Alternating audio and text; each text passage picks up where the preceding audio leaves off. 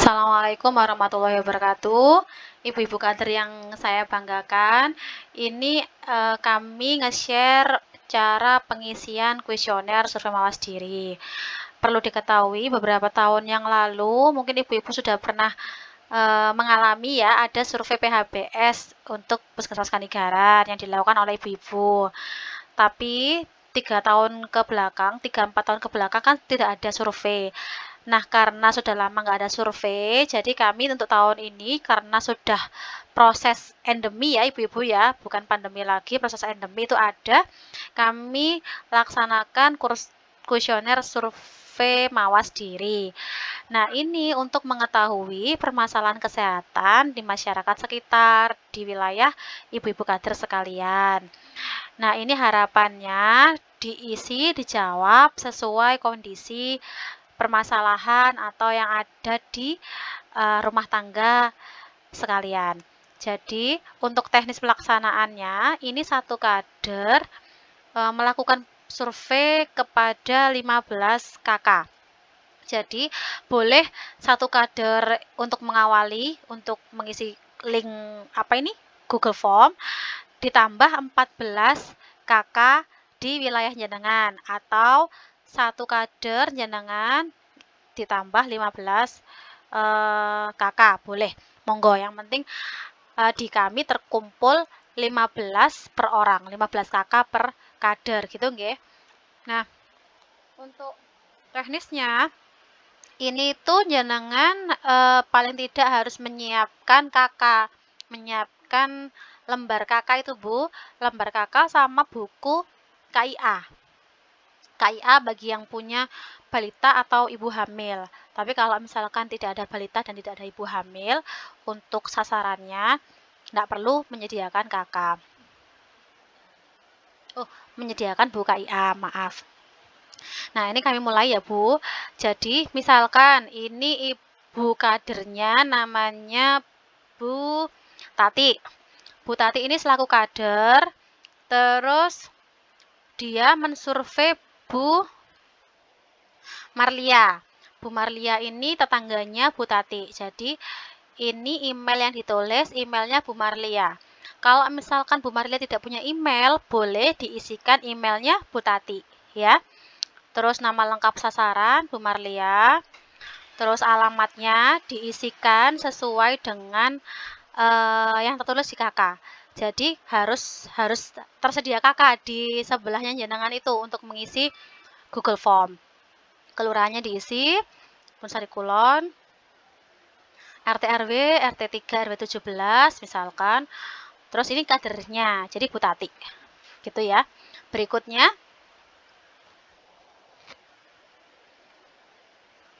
nah, untuk berikutnya ini isikan sesuai dengan KK yang tersedia. Ini bisa Bu Tati itu door to door, maksudnya wawancara langsung dengan Bu Marlia, terus pengisian Google Form-nya saat itu juga dengan Bu Marlia, jadi nanti bisa tanya jawab dengan Bu Marlia sekalian dengan mengisi Google Form-nya. Tapi kalau misalkan nggak keburu atau ada acara atau ada kegiatan yang lain, boleh kalau misalkan ditunda atau hanya dikumpulkan kakaknya saja. Tetapi itu akan akhirnya nambah waktu untuk pengisiannya. Karena alangkah baiknya jika pelaksanaan surveinya langsung dengan kakaknya. Jadi kalau misalkan hari ini kan nanti kan dikasih waktu 1 minggu ibu-ibu untuk melakukan pengisian survei. Jadi jenengan bisa 1 hari 2 atau 3 kakak yang disurvei itu juga tidak apa-apa. Jadi nanti kalau sudah terkumpul 15 kakak bisa langsung dilaporkan ke kami. Nah, ini disiapkan NIK, nama kepala keluarga, terus juga diupload foto kakaknya. Nah, ini kan bisa sambil tanya-tanya ya, sambil wawancara ke Bu Marlianya selaku yang disurvei untuk terkait pendidikan, pekerjaan, dan lain sebagainya. Nah, ini yang diisi utamanya itu kepala keluarganya. Tapi kalau misalkan jenengan wawancaranya tidak dengan kepala keluarga, tidak dengan suaminya, yang ditemui itu istrinya, tidak apa-apa, itu istrinya yang menjawab. Nanti istrinya yang tahu. Terus ini untuk jumlah anggota keluarga itu diisikan sesuai dengan di kakak. Jadi kalau misalkan ada suami, istri, 2 anak, berarti kan 4 di anggota keluarga itu. Ditulis 4. Kalau misalkan ada keponaan yang dari mana, dari Jember atau dari mana gitu, numpang di situ karena sekolah atau kuliah atau kerja. Itu bisa ditambahkan berapa orang yang numpang, 1 atau 2. Itu ditulis di nomor 6 tersebut ya. Terus jumlah total penghasilan ini bisa digabungkan, dari penghasilan misalkan dua-duanya bekerja, suami bekerja, istri bekerja, itu digabungkan boleh, kan jumlah total penghasilan per bulan di dalam keluarga tersebut. Kalau misalkan hanya ayahnya saja yang bekerja, tidak apa-apa. Jadi misalkan ayahnya PNS atau pedagang atau swasta gitu ya, nanti kan penghasilannya misalkan gajinya berapa, ada, penghasilan sampingan misalkan dari jualan atau dari mana, boleh itu digabungkan jadi satu totalnya berapa, gitu nggih. Terus berikutnya, nah ini, kondisi kesehatan keluarga, anggota keluarga. Kalau misalkan lagi sakit, itu periksanya di mana. Kalau fasilitas kesehatan itu kan di dokter, di bidan praktek, dokter praktek, di rumah sakit, di puskesmas, itu masuk di fasilitas kesehatan. Terus jarak dari rumah ke vaskesnya ada berapa kilo, misalkan 1 kilo atau sampai 5 kilo, monggo diisi sesuai dengan jaraknya. Transportasi yang digunakan, kendaraan pribadi kan, sepeda motor misalkan. Terus apakah punya BPJS atau kalau pegawai negeri kan biasanya punya Askes. Terus kalau swasta, mungkin jam sostek itu kan masuk di BPJS. Kan ada yang punya KIS juga, monggo dicentang sesuai dengan yang dipunya. Dalam satu keluarga, ya. Jadi di dalam satu keluarga itu aja. Kalau misalkan, si ayah punya BPJS, si anak ada karena sudah kerja, mungkin dia ikut asuransi kesehatan, boleh ditambahkan centangnya, itu boleh lebih dari satu untuk jawabnya, ya.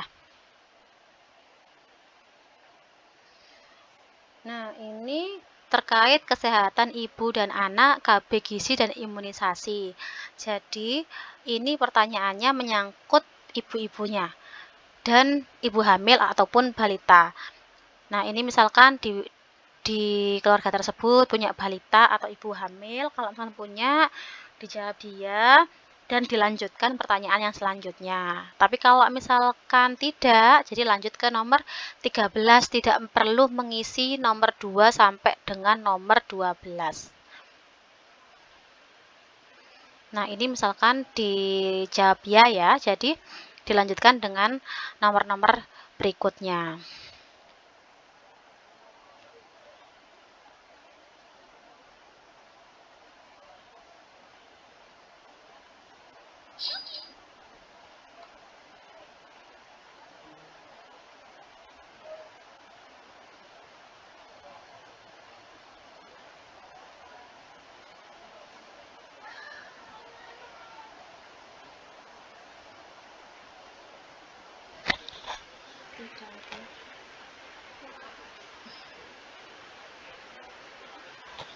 Kalau misalkan ini ada kayak misalkan di keluarga Anda apakah pernah terjadi kematian?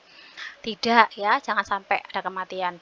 Nah, kalau dijawab tidak, otomatis kan yang di pertanyaan selanjutnya nggak perlu diisi kan?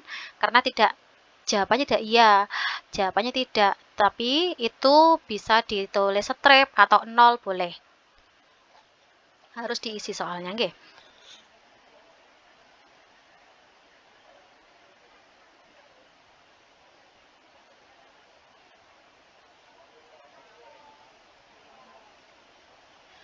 Nah, untuk ini apabila punya balita, dari yang disiapkan buku KIA-nya kan, jadi ada riwayat imunisasinya, dilihat di buku KIA itu sudah imunisasi apa saja.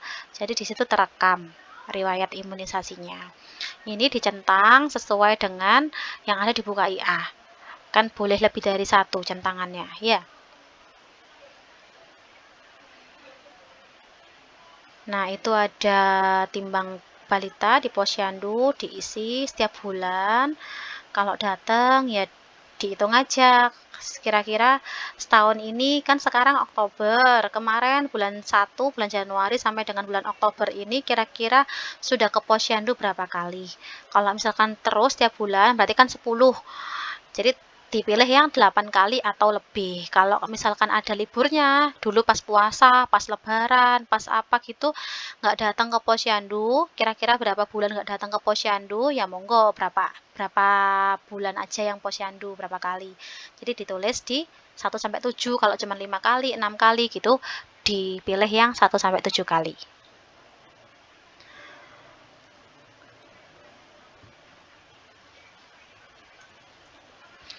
Nah, ini untuk apakah keluarga Anda ada balita dengan gizi kurang? Ini kan bisa dicek ya, dibuka IA-nya. Dibuka IA itu kan ada bawah garis merah. Kalau ibu-ibu kader kan pasti sudah tahu untuk status status gizinya balita-balita. Nah, tinggal lihat kalau misalkan dia garisnya itu waktu posyandu itu di bawah garis merah, ya tulis saja dijawab iya gitu ya. Pasti kan nanti juga akan dikonsulkan. Itu kan setiap kalau taunya saya, setiap posyandu itu kan pasti dicek ya, di meja 3. Ya, meja 3 kan pencatatan, itu di meja di KIA-nya, dibuka IA akan ditulis berapa beratnya, terus usianya berapa gitu ya, terus ditarik garis. Nah, itu Pak Ibu kader, mesti lebih tahu dia masuk ke bawah garis merah atau buruk atau tidak, gitu nggih. Pasti juga dikonsulkan, setelah itu disuruh dirujuk ke puskesmas atau dikonsultasikan gitu, nanti itu ditulis di yang poin tindakan yang dilakukan.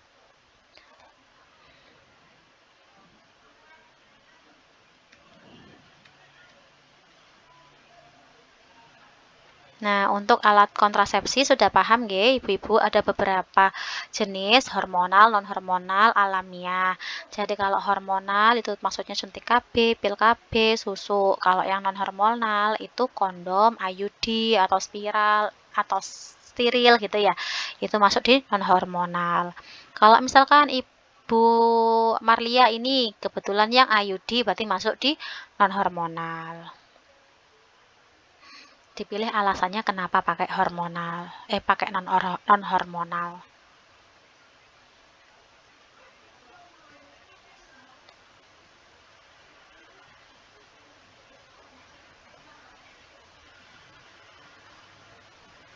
Nah, ibu-ibu kader juga mungkin juga pasti sudah pernah terpapar ini ya, apa ini informasi mengenai isi piringku ya, yang nomor 18 ini.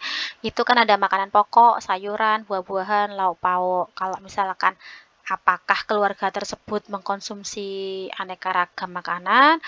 Ya, tapi kalau misalkan seadanya ya ditulis tidak.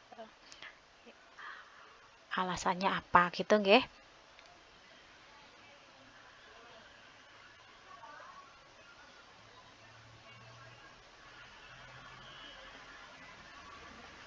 Nah, untuk yang ini di menu surveillance ada beberapa pertanyaan terkait riwayat penyakitnya yang diderita di anggota keluarga tersebut 3 bulan terakhir.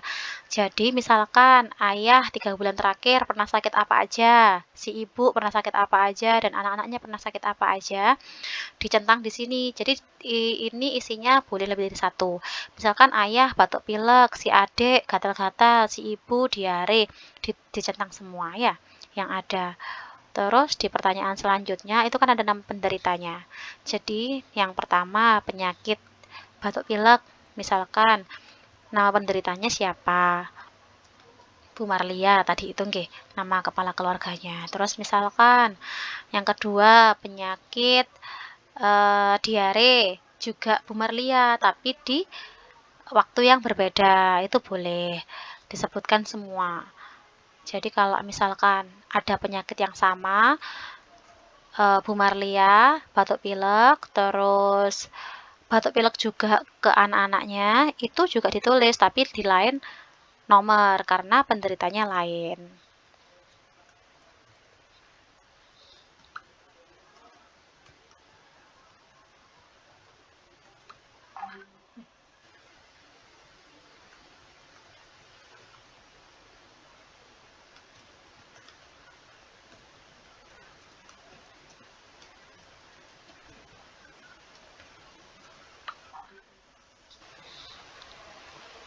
Nah, ini apakah ada penderita TBC di keluarga tersebut?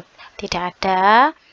Terus jiwa, terkait kejiwaan, terkait minum obat, pasung, itu dijawab sesuai dengan kondisi sebenarnya ya ibu-ibu ya, di dalam anggota keluarga tersebut.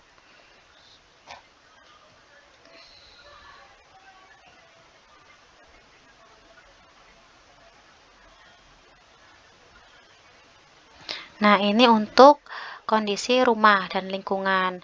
Yang di rumah itu ada jamban apa tidak? Kalau misalkan ada, jenisnya apa? Bentuknya, bentuk jambannya jongkok atau duduk atau yang lain. Ya, dijawab sesuai dengan kondisinya di rumah tersebut.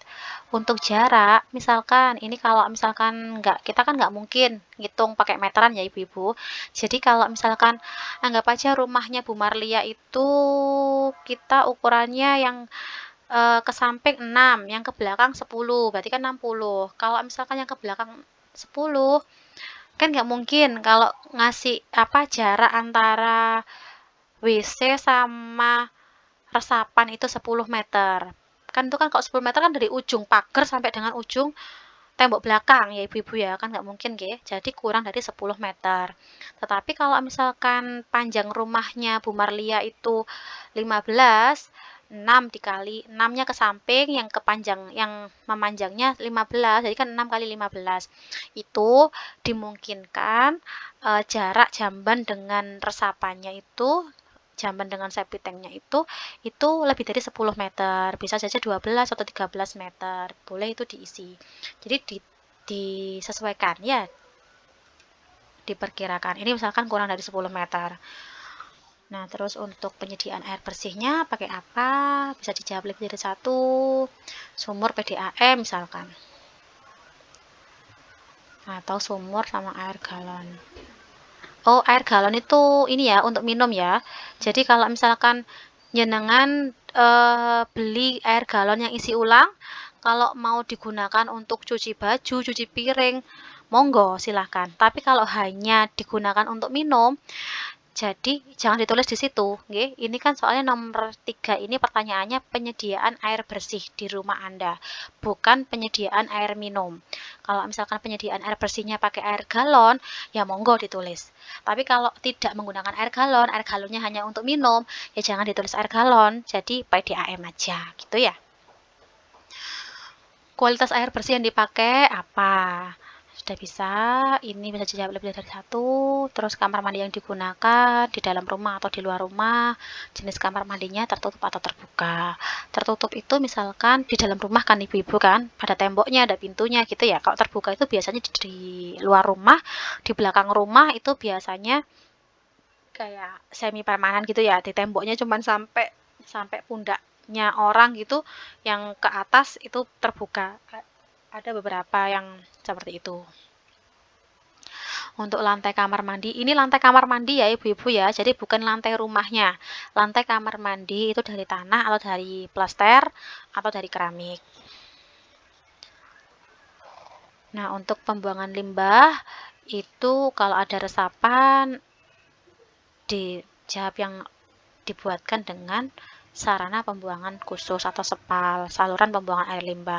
Kalau misalkan langsung ke halaman, ke pekarangan atau ke sawah kan, kalau soalnya kalau di belakang itu kan biasanya langsung nyambung neng sawah atau kebun gitu ya. Biasanya nggak ada resapan, ya monggo dijawab sesuai dengan kondisinya.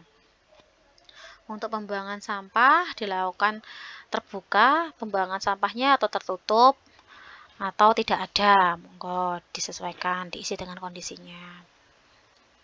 Limbah dapur, biasanya limbah dapur kan ada itu ya, ada salurannya ya, langsung ke resapan. Nah, untuk jendela, jendela itu ada di setiap ruangan atau hanya sebagian saja. Misalkan, kan ada beberapa yang nggak punya jendela di kamarnya.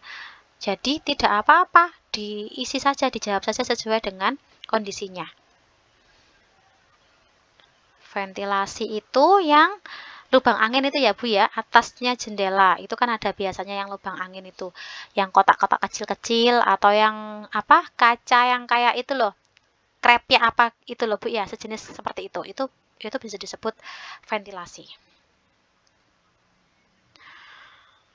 Ventilasi dapur, di dapur itu kalau misalkan kebanyakan rumah sekarang itu kan kalau di dapur itu kan tempatnya di belakang, biasanya tertutup dan dia biasanya menyediakan penyedot asap itu ya.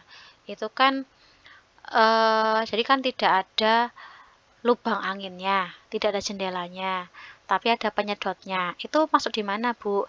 Masukkan di ada lubang anginnya. Jadi maksudnya ada ya. Jadi lubang angin ini bisa digunakan untuk menjawab yang kasus seperti itu. Jadi yang penting ada. Kan ada kan ibu-ibu paham nggih? Ada kayak cerobongnya itu loh. Ada jadi kayak asapnya yang ditimbulkan dari kompor itu langsung naik ke atas, itu langsung difilter dan diolah oleh penyedot asapnya itu bisa dimasukkan di ada lubang angin atau ventilasi tidak ada jendela, boleh. Terus untuk lantai rumahnya dari apa bahannya? Ini sudah tahu ya ibu-ibu, sudah paham. Ruang tidur kira-kira lembab atau tidak, monggo diisi. Nah untuk atap rumah ini yang genteng ya ibu-ibu ya. Jadi apa gentengnya itu dari apa? Apa dari maksudnya sing genteng itu loh, mbo dari asbes atau dari genting yang tanah liat atau dari yang galvalum apa itu? Gipsum gitu ya. Itu boleh apa disesuaikan. Terus langit-langit, baru langit-langit ini yang di dalam ruangan itu yang kayak plafon, triplek gitu-gitu itu ya. Kandang ternak punya apa tidak? Kalau misalkan tidak punya kandang ternak, berarti kan yang nomor 19 ini kan harus diisi ya, karena kalau nggak diisi nggak bisa lanjut ke pertanyaan selanjutnya. Nah, diisi aja di yang lainnya. Itu dikasih keterangan tidak punya ternak.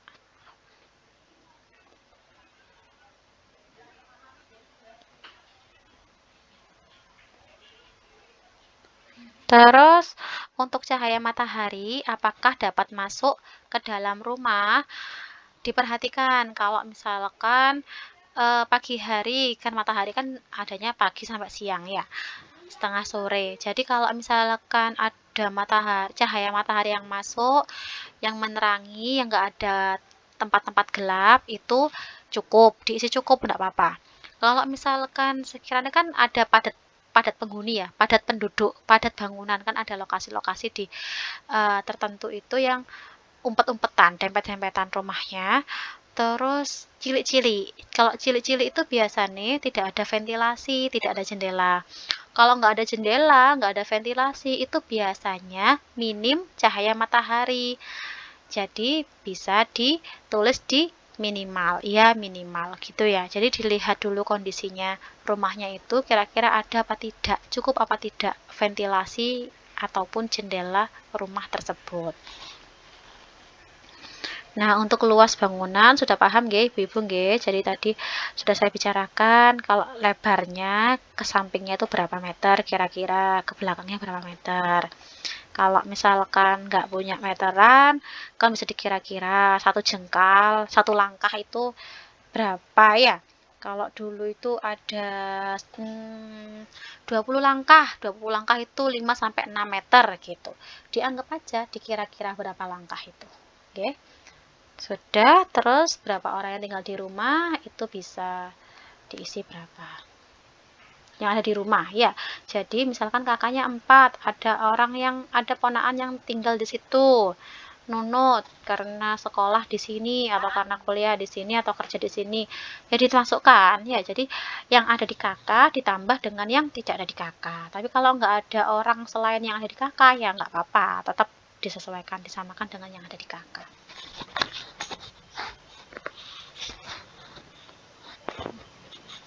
Nah, untuk menu perilaku anggota keluarga ini untuk mengetahui kebiasaan anggota keluarga sehari-hari.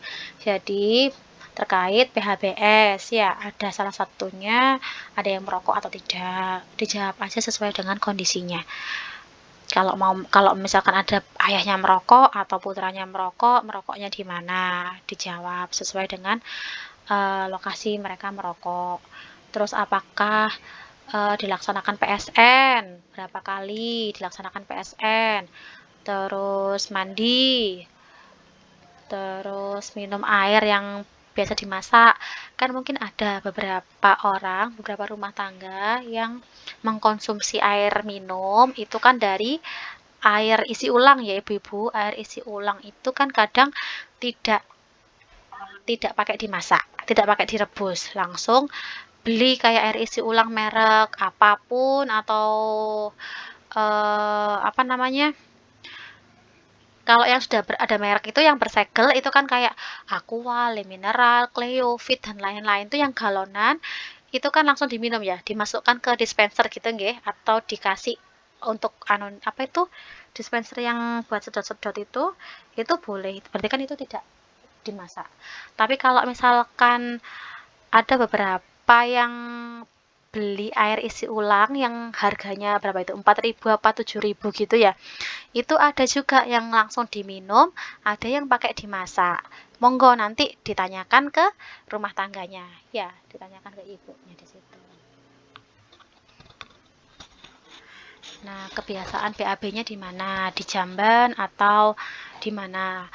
Ini walaupun rumah tangga tersebut tidak punya WC di rumahnya, tetapi apabila perilakunya dia BAB-nya di WC itu ditulis iya ya, karena ini merupakan kuesioner terkait perilaku. Apakah keluarga Anda biasa buang air besar di jamban? Jadi iya, karena dia berperilakunya buang BAB-nya di jamban, walaupun tidak punya jamban. Itu dijawab iya.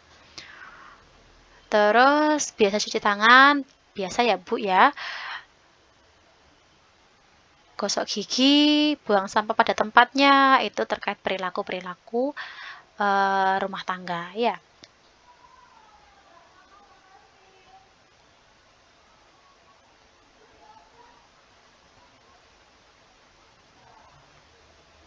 Nah, ibu-ibu untuk yang ini, apakah keluarga Anda biasa melakukan aktivitas fisik atau olahraga minimal 30 menit tiap hari? Itu mengepel, menyapu, berkebun itu juga merupakan aktivitas fisik, tapi tidak terukur.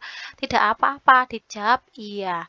Iya, itu misalkan siapa? Si ibu, si bapak kan juga aktivitas, walaupun cuman nyapu-nyapu, sepedaan setiap hari, misalkan membersihkan, membantu ibu bersih-bersih selama 30 menit minimal.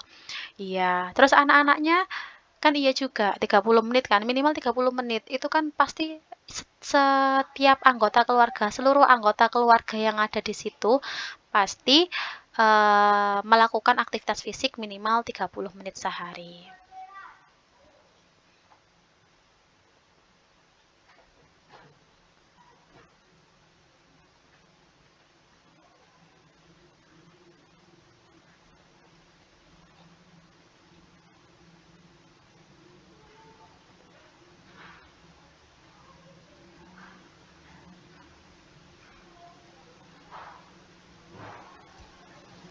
Nah, sudah setelah tadi perilaku itu terakhir.